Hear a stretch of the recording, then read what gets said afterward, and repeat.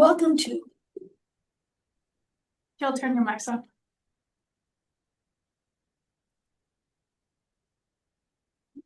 Now, and here's Scott, so we're here now. Okay. Good evening. Welcome to the Tuesday, December 2nd, 2025 Planning and Zoning Commission meeting. May I have a roll call, please? Jeff here. Lynn here. Michael here.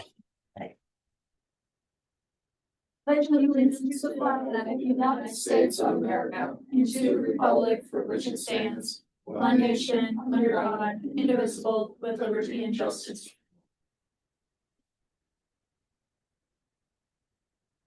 Okay, has everybody read tonight's agenda? Yes. And do I have a motion, please? Motion to approve tonight's agenda as presented. I second. Motion by Jeff, second by Michael, all in favor. Aye. Approval of the minutes of November 12th. Does anybody have, you were not here? Not here, so I did watch the video. You guys are very impressive. Well, thank you. It's a lot of really deep questions. I make a motion to approve the minutes from Wednesday, November 12th, 2025. You have a second? Second. Motion by Michael, second by Jeff, all in favor. Aye. Aye. Declaration of conflicts of interest. Anybody? No conflicts. No conflicts. Public comment? Is there anybody in the audience? No. Is there anybody online? No raised hands online. So I will close public comment. Special presentations. Presentations are limited to 5 minutes. Do we have any? We have none. We have none. Design review and land use public hearings. We're starting with 0156 miles in length, new single family home. So this is a 4-bedroom, 3,571 gross square foot single family home. The building height measured to midpoint is 27 feet 10 3/4 inches. Parking is adequate with 4 off-street spaces, 2 in front of the garage, 2 in the garage. And all setbacks are respected. The proposals under allowable lot and impervious coverage limitations, and they have more snow storage than is required at 402 square feet. Staff is recommending approval. Do we want to bring them up if they're on? They're on if they have anything to say. Taylor and Taylor, are you there? Yes, I am. How are you? I am fine, thank you. How are you? I'm well, thank you. Thank you for your time today. Is there I'm here anything as you well want? if you guys have questions. Okay, is there anything you'd like to say? I don't think so. This is pretty typical of most of the houses we've been doing. So 1, 2, 3. Yeah, exactly. Great. Okay, so has everybody had time to look at the plans? And are there any questions? I have no questions. Open to public comment. Thank you. Nobody in public comment. Nobody online. May I have a motion? Close public comment. May I have a motion, please? I make a motion to approve 0156 Miles End Lane. Final plan review. May I have a second? Second. May I have a roll call vote, please? Jeff. Aye. Lynn, aye. Michael, aye. The next is 0146. So this one is pretty close to the last one. It's just slightly bigger at 3,667 square feet. Still 4 bedrooms, still 4 parking spaces, same building height of 27 feet, 10 3/4 inches. All setbacks are fine. Proposal is under the allowable lot and impervious coverage limitations, and they have 402 square feet of snow storage. So staff is recommending approval. Once again, Taylor, do you have anything? No, ma'am, I don't. Okay. We'll open to public comment. Nobody here? Anybody on No raised hands. Zoom? Anybody on commission? No questions. No questions. May I have a motion, please? I'll make a motion to approve 0146 Miles End Lane as it is presented, as it meets the standards. Michael? I second. Motion by Jeff, second by Michael. Roll call vote, please. Jeff, aye. Lynn, aye. Michael, aye. Next, we have 70 miles in lane. So this is actually one of the biggest lots, and I think one of the biggest houses. It's labeled as 4 bedrooms, but technically there could be 6 bedrooms. So you'll see that I put 6 bedrooms in the staff report, and there were 6 bedrooms labeled on the application form.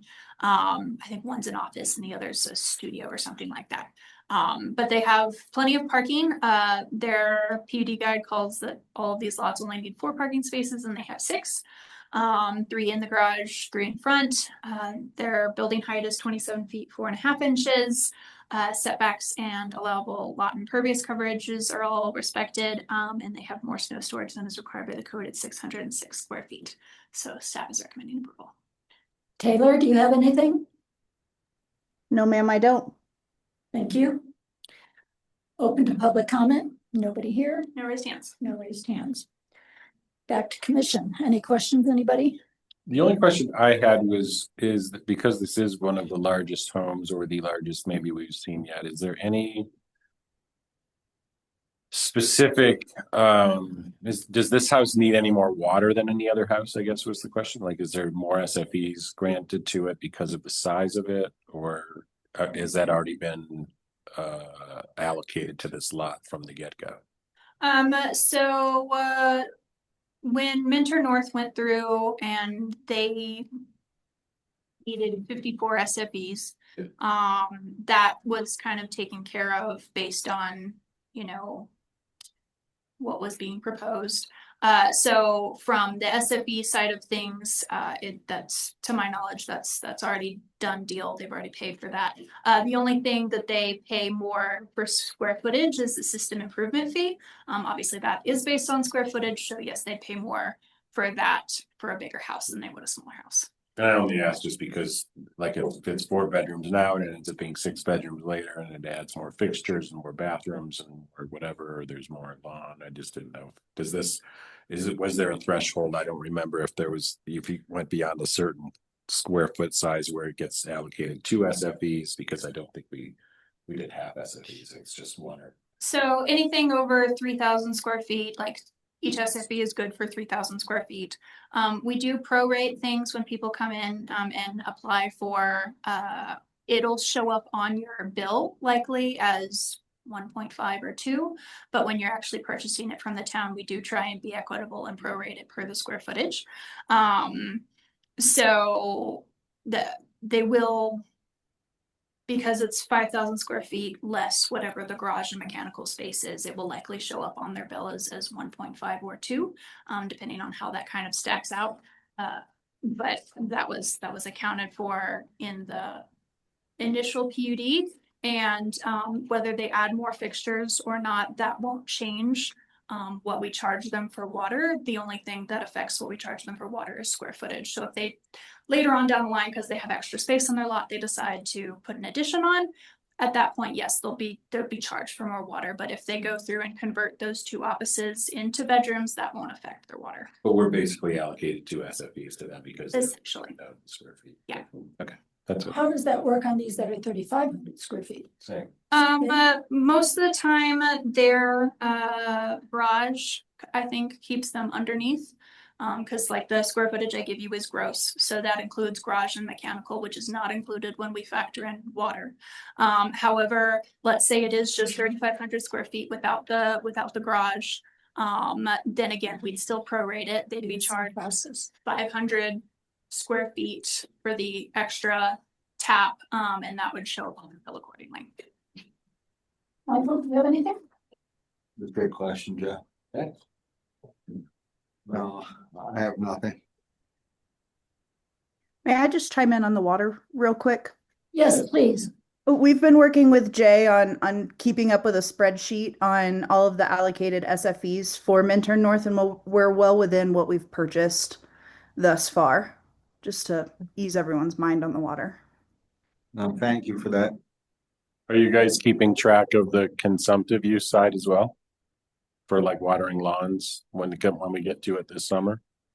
Yes, we have, I know we have a set number of SFEs allocated for common area space and irrigation for landscape for all of the homes. I don't know that number off the top of my head, but we will be tracking that. Okay, What thank about you. that open space? Is there water allocated to that? I think that's what Taylor was just referencing. All the common areas are all on 1 meter. That's the way we set it up. Each lot in each individual home was allowed I up remember to that. 2,000 square feet of outdoor irrigation. And then there was the HOA open space that was going to be handled differently. Which is right behind this. Yeah. That's And I right. think that was assigned like 20 or 21 SFEs or something max. Okay. Yep. So does that answer everybody's questions? I think so. Open to public comment? Nobody here? No. Sorry, we already. But no raised hands. Close public comment. With that, may I have a motion, please? I make a motion to approve 0070 Miles End Lane, final plan review as presented. May I have a second? I'll second. Motion by Michael, second by Jeff, all in favor? Right. Aye. Or a Aye. roll call vote. Jeff, I. An aye. Michael, I. Thank you. Next. Thank you, we- Thank you Taylor very and Dawn. much. Thank you, Thank guys. you. Good night, Taylor. And gentlemen. Discussion direction items, DDA plan of development review. Cindy? Thank you, Madam Chairwoman. I would like to introduce, well, I guess I'll start. Most of you, I believe, are familiar. We recently, of course, formed our Downtown Development Authority at the end of last year. This was passed by election in November. We officially formed the DDA in December and then appointed our board in March. The next step, which is required by state statute, is to adopt a plan of development. So this is required basically to officially form the tax district, the special district that is eligible for TIF financing. What And is TIF? TIF is tax increment financing, which is always how the DDA was going to be funded. So that has not changed. But in order to establish the district, the final step is to have a plan of development. It gets filed with the county and the state. So this is kind of our final step. Because we wanted to make sure that we did this in the right way and came up with a very clear and professional plan of development, we did seek outside help from Ayers Associates, who came in as a consultant, and they did a in-person workshop with us in October. Lynn was there. I don't think you guys were, but we did have some public input, some council attendance, and staff and our DDA board worked directly with Ayers on site and for the course of, I guess, 2.5 days to develop the plan based on input and feedback from the stakeholders. And so Ayers has put together this plan for us, which is in your packet, and hopefully you've had time to look that over. This wasn't scheduled as a presentation, but as a discussion. So I do have Carlin here with Ayers Associates online, and she's available to answer questions or talk through any portion that doesn't make sense or that you need us to elaborate on. And Scott and I are also happy to answer questions as we can, as we were here for the workshop. So we'll certainly do our best. But Carlin is definitely the expert, as her firm put together this plan for us. Hi, Carlin. Thanks for Hi. coming. Hi, good evening. Nice to see you. Let's start with Michael. I read through everything and I didn't have a lot of questions, Carlin. I, read through it, and I guess, from a planning and zoning standpoint, I just wanted to know if any design standards will still continue to go through the planning department versus design stuff that we currently do. Right. Yeah. Will we still oversee that? It won't be bypassed, right? Absolutely. The process that exists today, and how you create the standards and the code, that does not change. It does not change at all. So that process stays. The idea is that there could be, additional input or desires from the DDA board that might influence changes ahead, but it's really that partnership between the DDA board and and the town. You're not relinquishing any existing sort of control in that sense on standards. I appreciate your answer, and I think that's all I have for now. Jeff? I think you did a great job, Carlin. And Cindy, I want to just, and Scott, everybody on staff that's been working on this. I know it's been a while, and in the 27 plus years I've lived here, we've never had anything like this. So I just really think that it's a great move and step forward for the town to be thinking in this way. And I look forward to, I don't have any specific input in the packet or the presentation as it's the plan. I think it's just really well done, and I'm looking forward to using it and working with you guys to bring more development into town. So that's what's going to keep the town funded. So I've been kind of involved with this from the very beginning, a number of years ago. Huh? thank you. Oh, no, thank you. Thank you for thanking me. I started with going to the Colorado Springs event, but I still have some concerns in my thoughts. My understanding is, and I just want to clarify things. My understanding is the money that goes to the DDA comes out from a tax amount that, who decides on how much money goes from the taxes come from new building and new construction, new remodeling, correct? Nothing that's been here unless it's a remodel. Yeah. Tax increment financing, and Carlin, jump in anytime. You start with a baseline of what the valuation is, and then things as they develop generate more tax. Right, but who makes the decision of what percentage they get from the total? Well, sorry, do you want to take that or you want me to take that? I was just going to go to the county assessor, but you can go ahead and take it. Yep. Yeah. So, right, the county assessor will determine what that increment is, as far as the amount of it, but the DDA will get 100% of the increment. So only the additional growth from the growth tax, I should say. So the increment tax will go 100% to the DDA based on the assessed value or the new assessed. So it comes off the assessed value, and he'll make the decision as whether it's 10% or 15% or 5%. Well, it's just the increase. It's just the increase. So the base still goes where it goes now. So the town, the county, the school district, everything, the baseline doesn't change. So this is increments. So as we mentioned, improvements, new construction, things that will increase that property value, or a whole new build, obviously. Does that change a difference between residential and commercial? No. But no, but there's hardly any residential in the district. So the district is primarily all commercial properties with. So it's only the development and remodel in the district. Correct. That the money Correct. From. Yes. Correct. So, right. Yeah, Anything else? part of the process was to define, and this was previous to the plan of development, but was to define that the boundary of the DDA. And then within that, those commercial buildings are assessed to create that the baseline. And the boundary itself can be amended over time. I know there's some things happening, on that the main road that could change. And so already there are some businesses that may be included going forward, and there is a process to include more commercial buildings as needed over time. But right now for the baseline, it's based, it's tied to that boundary that was defined at the start.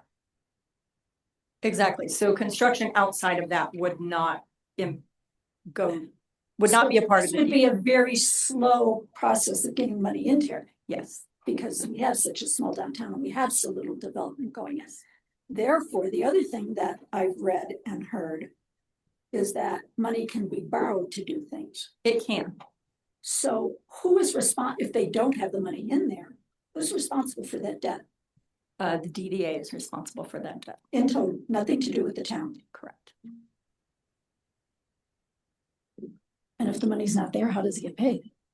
If the money is not there, like if they borrow and the money doesn't, I mean, there are, Carlin can probably speak more to this. I don't know a whole lot about that part of it, but my understanding is you can only borrow, take on debt for specific projects, and you have to be able to demonstrate that there will be revenue to cover this, because they're not just going to get right. They're not. Someone's not just going to give us the money to do it if we can't show The it. town's not going to give them the money to do it. Correct. I mean, we're at a point now where we need every penny we have. So I just want to make sure that that's.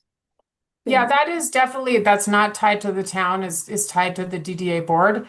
And the DDA board is allowed to take on debt, but just like any loan process, it has to be underwritten.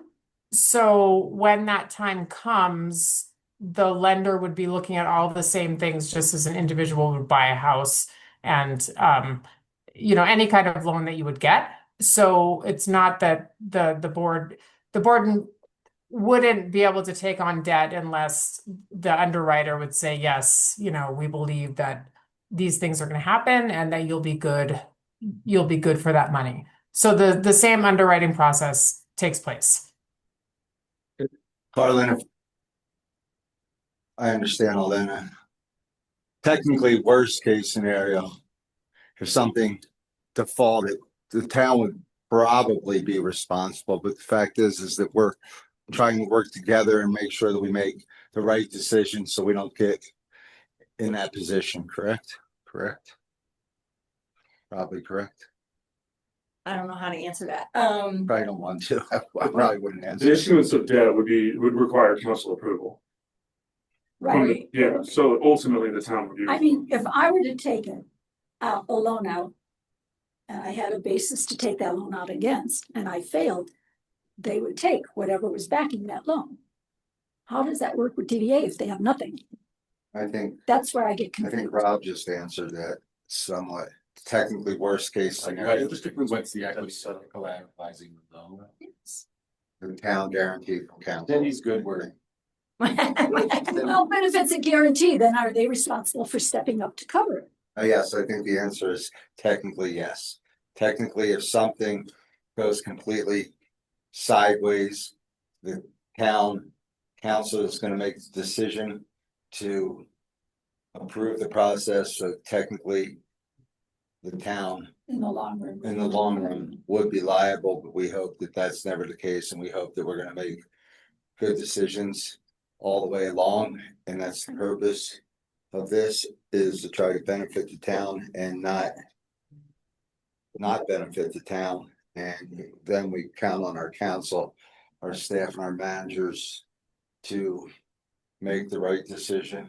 But couldn't the DDA get a grant? Yeah, they Yes, can. It says they Yes. can. Yes. And then it's not the same. It's not like conventional. Oh, grant. Well, that's different, right? They can. Yeah, correct. Grants are good. Yes, grants would be ideal, Grants. obviously, yes. There's all different mechanisms of funding that have, or that you Correct. to seek out if they want it. Yeah, I read that in there.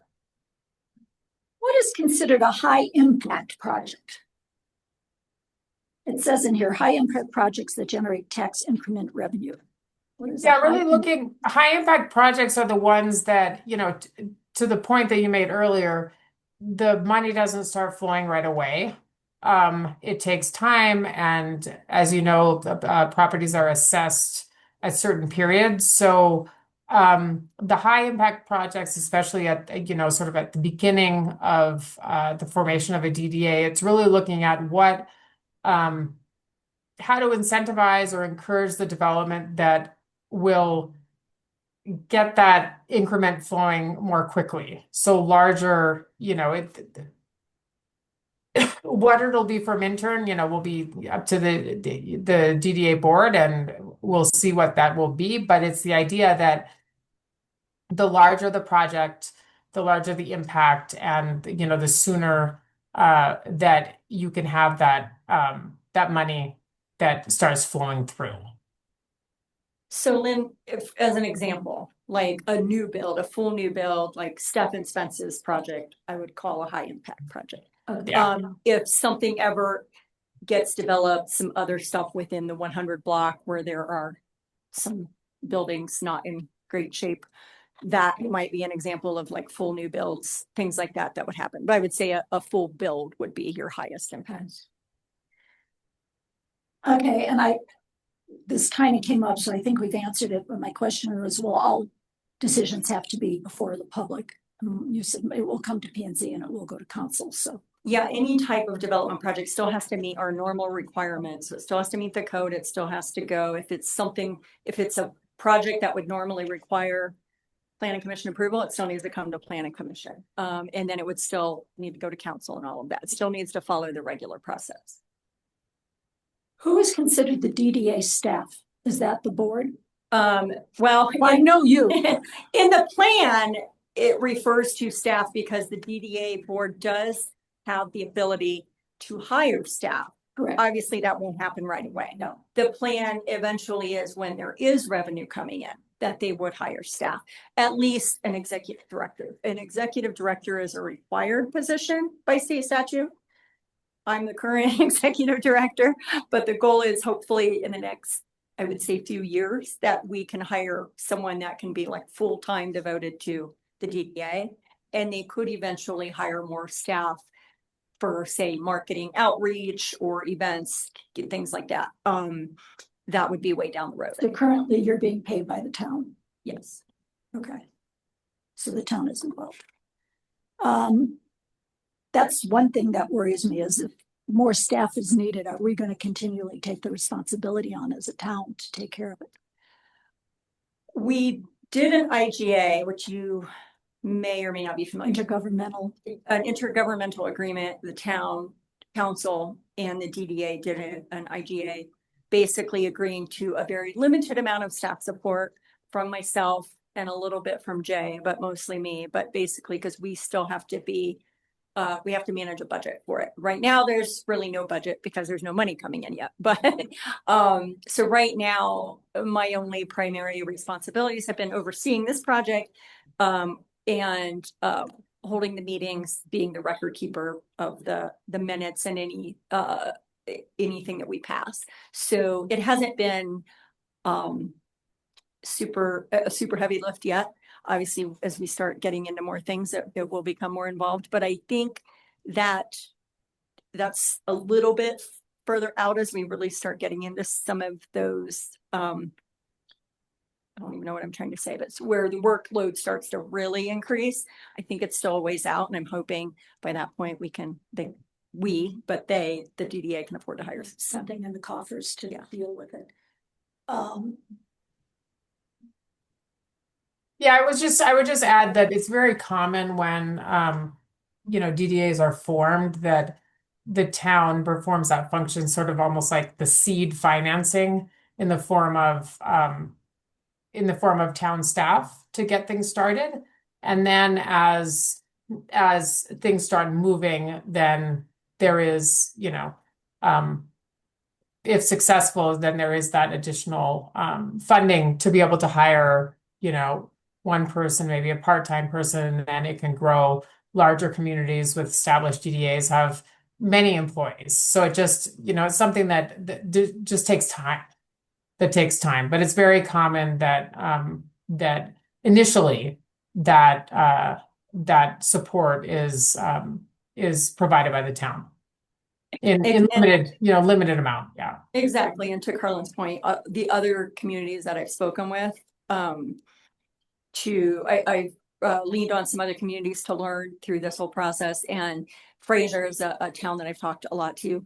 They established their DDA, I think, a year and a half before they did. And they, their staff were definitely still involved. They expected it to be an initial 3-year kind of commitment, and then they're evaluating from there. But there will always be some level of town, I say, involvement because of the connection. But over time that should diminish. How often do their boards meet? Quarterly currently, but that may change. And are the people on that board the members? capable of helping you in your position as staff? With certain things, yes, yes. And they all do hold a particular board seat. So we have a chair, a vice chair, a treasurer, and a secretary. Will those meetings be published and open to the public? They will be, they are currently all virtual, but yes. Because like the historical is another board similar to this, and we have public meetings that the public can walk into. And I haven't seen or heard anything about that. They've been posted. I guess we just haven't, I don't know if I've maybe didn't send out emails, but they've been posted. Yeah.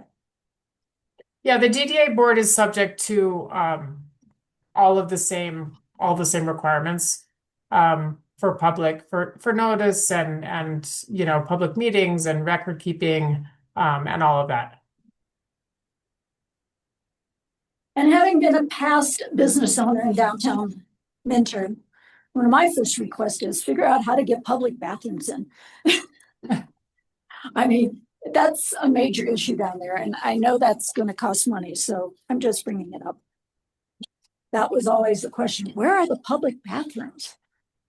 Yeah, I mean, I think that the next steps for, you know, the DDA board next year are really to start looking at that initial, you know, work plan for the next year or two. And again, given the funds aren't flowing yet, there are things that can be done with, you know, without a lot of money, you know, leveraging existing marketing opportunities and really building those partnerships. We talked a lot about some of the regional partnerships that exist already, and just, you know, work that can be done that isn't necessarily, you know, writing checks, but how to, you know, increase that cooperation to bring more, you know, more people to Minturn. So that is, you know, over the coming months, the DDA board will be focusing on many of those things. So quarterly, that's 4 times a year at this point. Currently, yep. At this point. And that can That's all change. I had. Anybody else? Yeah, just a question that if you're only meeting quarterly, and I'm not sure what the guardrails are or the jurisdiction is as far as if the DDA decides that they want to expand a boundary. Can I jump in real quick? Yeah. Sorry. So the DDA can't themselves, the board can't just decide to expand anything. A property owner has to opt in at this point. They have to ask to become part of it. So if something were to open in the 800 block in a mixed use area, they would have to go to the DDA and say, I would like to join, and can we bring my business into inclusion of it? Right. And there is a process, but from my understanding, it's a fairly simple process, but the request does have to come from the property owner. We do potentially already have 2 that were initially not included that have inquired. So I think it's something that we're going to start seeing fairly soon. So I guess the question I have is, like, obviously there's an incentive for the planning department to be the salespeople of the DDA to potential developers coming into town who may be wanting to do a commercial project in a part of town that's not part of the DDA. So you got to change hats and go, hey, would you like to opt into this program that we have going that you're not in it, and where you're potentially wanting to develop, for instance, Southtown. So I think there's a role for us just as a matter of carrying out a meeting with someone to say, did you know? right. And you may want to talk with Cindy about the benefits, pros and cons of. Opting in or not. Correct. Okay. Yeah. So I just wondered if that's the process moving forward. Great. I think once they're opted in, there's no real downfall of them being part. I mean, once you're in, are you in forever, or they can get out, or like there's no like. It's gonna cost them more money to develop. If they're gonna build something in an area that's not in the district and they opt in, they're basically taxing themselves, and their build's gonna be more expensive. Yeah. We need But they have to see the benefit beyond that. Oh, I see. Right. Yeah. They're gonna have to make that choice. which Cindy, again, is gonna have to sell. Remind me again, please, I'm sorry, Jeffrey, again. I understood that, yeah. That's what I was thinking. Who are the people?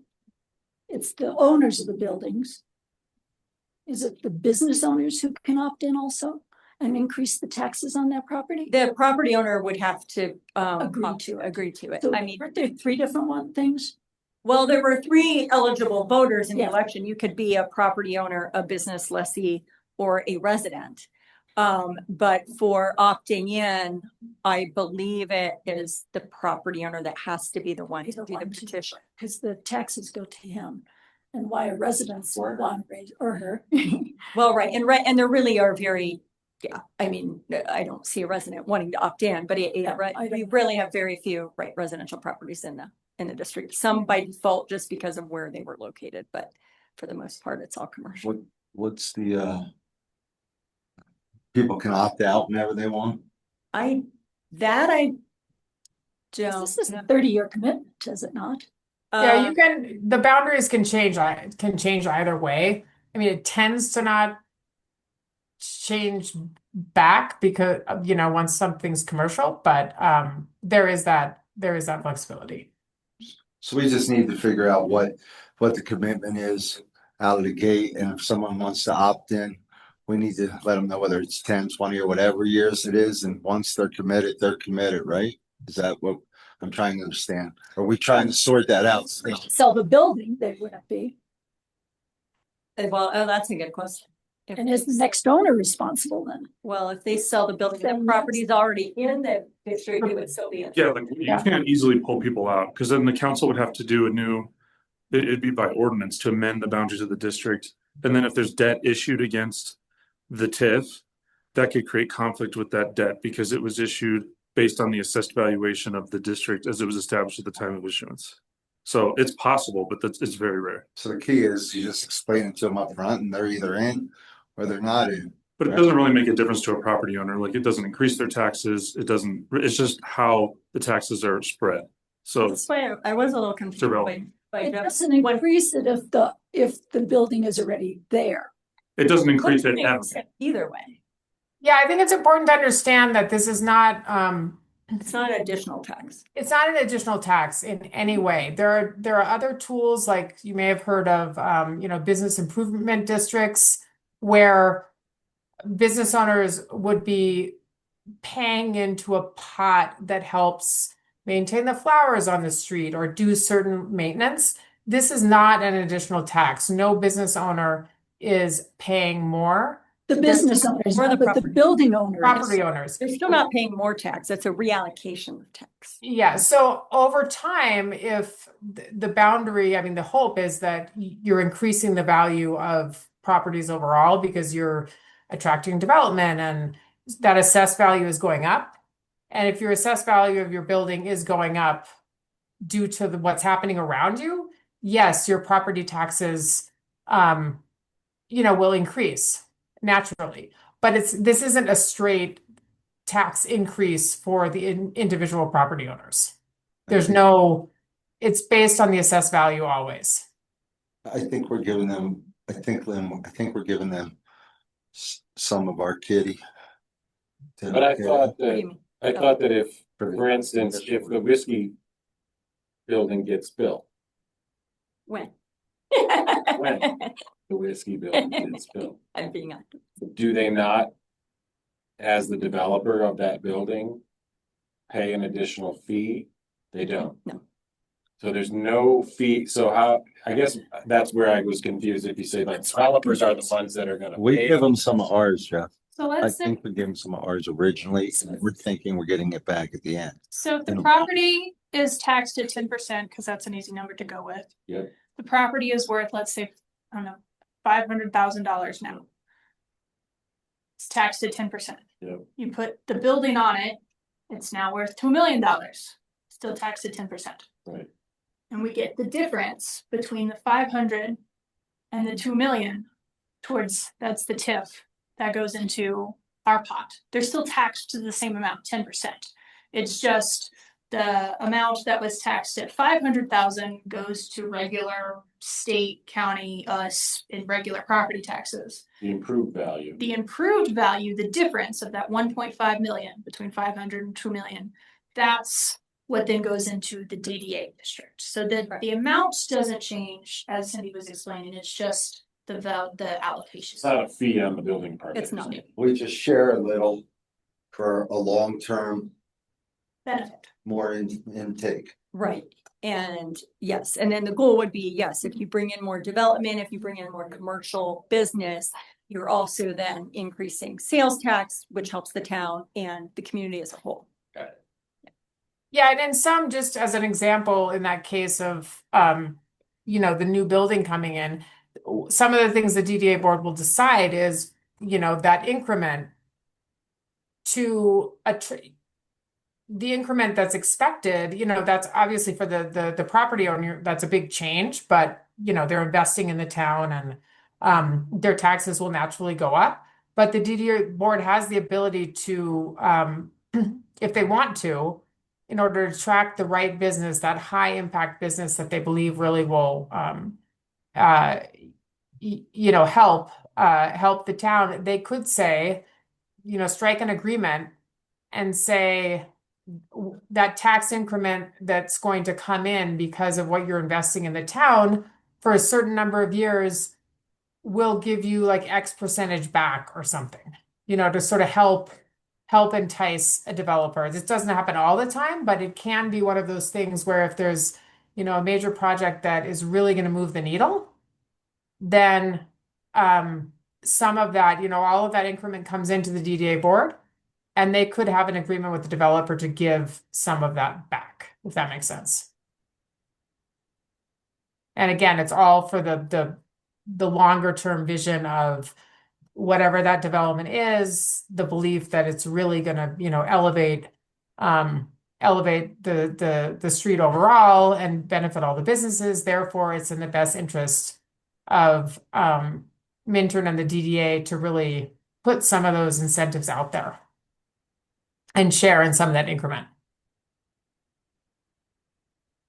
Well, I often face questions regarding things people have asked me or things that I think, well, in this case, not many people watch us that aren't involved in something.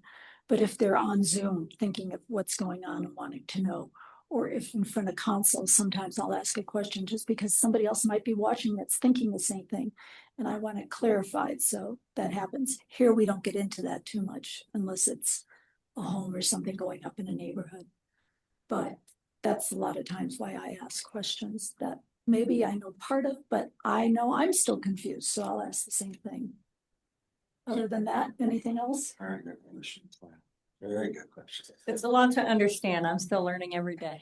I think that a lot of, you know, Jeff's questions, Lynn's questions, you know, just puts a little bit more clarity in everything. And, you know, I agree, you know, with what Jeff said earlier. You know, obviously thank everybody, all of you. You know, I know Cindy is taking it's her baby. So you know, has you put a big you put a big commitment in there, and Her family is growing. And so yeah, so I think we're good. Thank you, Carlin. Yeah, and glad to be able to add some additional clarity. And yeah, just remember that everything's still going to come right through, you know, right through your process. And there's no circumventing that, you know, all of the regulation that exists with the town and the code, and that doesn't change. That doesn't change at all. So Thank you. Thank you. Thank Carlin. Thank you, Carlin. Good night. all right, good night. I'll log off. Bye. Next, staff reports. We didn't get, You didn't have it done for the Yeah. budget. okay, well, we have it next week. Yes, you'll have it at the next meeting. Okay, thank you. Planning Commission comments? Anybody? Just thank our public works guys working hard out there plowing snow. I see some young faces on the loader. Everybody's practicing.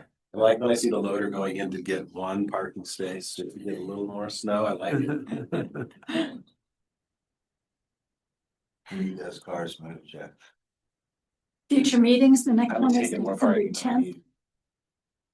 Are you guys gonna be here December 10th? Yes. God willing. And then we're canceling the Christmas Eve meeting. Oh, man. Right? I know you were dying to have that meeting. Oh, yes. When was the first January one then? Do you have? First one in January is January 14th. Okay. What? We're having one next week, right? Yeah. Yes, and that is on the School subdivision, district? subdivision. Yes. Gonna get a look. Yeah, one DRB, the school district, and potentially, just giving you a heads up, we will be handing you a packet for more midterm forward stuff, but we will not expect you to discuss it. It's really just for y'all to review over the course of the month before the January 14th Midterm meeting. Forward. Oh, okay. So we won't be discussing it then. You'll get it in the packet, but you won't. Giving be- us the time to read it. Yeah. Okay, good. Good old code reading. That's plenty of time. Great way to celebrate the holiday. I figured y'all would want to have it for a while instead of having an 8-hour meeting as we talked about. Well, and it gives us time to digest it better. Right. Yep. Make a better list of questions. We're pushing to get some stuff in front of you before the holidays, but realized that A, we weren't gonna make it, and B, it wasn't fair to put it in front of you and expect you to talk about it. And we have a very full agenda next week, so works out best. So then that's just the So same one DRB and school district. and is that, okay. Yeah, first. Yeah. Taylor Street, I think. Hmm? I think I saw it in the paper. No. Oh, yeah, No, Taylor it's in the Street. paper. Yeah. No, I saw it too. Okay, anybody else have anything? I just wanted to thank you all for making time tonight to accommodate this because it's obviously really important. Cindy's been working, as you mentioned, very hard on this for over a year, and we needed to get this in front of you before the end of the year. So thanks for making time, not just for the DRB reviews, but It's going to council when tomorrow night, right? Yes,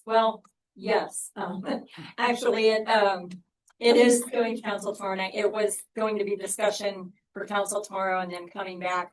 It does need to be adopted by resolution, but then we just learned about a county certification deadline before the December Or it's 17th. also for the DDA? Yeah, they just have to certify it. It's just a formality, but they have to do that apparently by December 15th. So I mean, I moved it from discussion to business items, which just happened late this afternoon. I was gonna say I read it out. Yeah, so, but yes, so that has been updated for tomorrow. So, that may turn out not to be an issue, but I just learned about that this afternoon. So, yes, it is going to council tomorrow and possibly also on December 17th, but we will get it passed before the end of the year so that, it can be officially completed and ready to start accepting TIF in 2026. Grants. And grants, yes. Yes, that would be the main goal, to find grants upfront and in the first few years and stuff. That's super cool. We like And grants. really forever. I mean, you always want that. Okay, may I have a motion? I'll make a motion to adjourn tonight's meeting. May I have a second? I second. Motion by Jeff, second by Michael, all in favor? Let's discuss it further. Well, Wait, let's go back. Meeting, if you want some more time.